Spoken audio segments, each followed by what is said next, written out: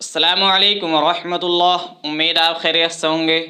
मुअज़्ज़ज़ नाज़रीन, पेश है आपकी खिदमत में आज की हदीस। तो चलिए दोस्तों, आज की वीडियो स्टार्ट करते हैं।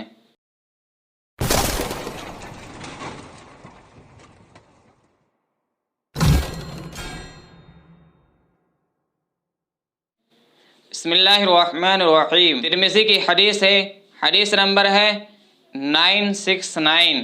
हज़रत अली रज़ी अल्लाह अन्हु से रिवायत है, फरमाते हैं कि मैंने अल्लाह के हबीब सल्लल्लाहु अलैहि वसल्लम को ये इरशाद फरमाते हुए सुना कि जो मुसलमान किसी मुसलमान की सुबह को इयादत करता है तो शाम तक उसके लिए 70,000 फरिश्ते दुआ करते रहते हैं, और जो शाम में इयादत करता है तो सुबह तक उसके लिए 70,000 फरिश्ते दुआ करते रहते हैं और उसे जन्नत में एक बाग मिल जाता है।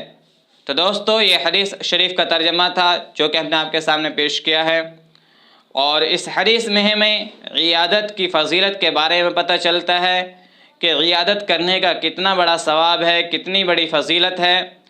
और वैसे भी एक मुसलमान पर दूसरे मुसलमान का ये हक़ है कि जब वो बीमार हो तो उसकी इयादत की जाए।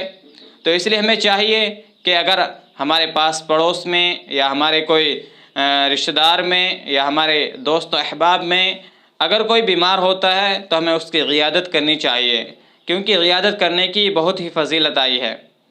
तो दोस्तों, ये हदीस शरीफ का तर्जमा था जो कि हमने आपके सामने पेश किया है। अगर ये वीडियो आपको पसंद आई है तो आप इस वीडियो को लाइक करें, शेयर करें, और अगर आपके मन में कोई और सवाल है तो आप हमें नीचे कमेंट बॉक्स में बताएं, जिससे कि आने वाले वीडियो को हम आपके जवाबों के मुताबिक बना सकें। तो दोस्तों, आज की इस वीडियो में बस इतना ही। मिलते हैं एक नई दूसरी वीडियो के साथ, तब तक के लिए खुदा हाफिज़।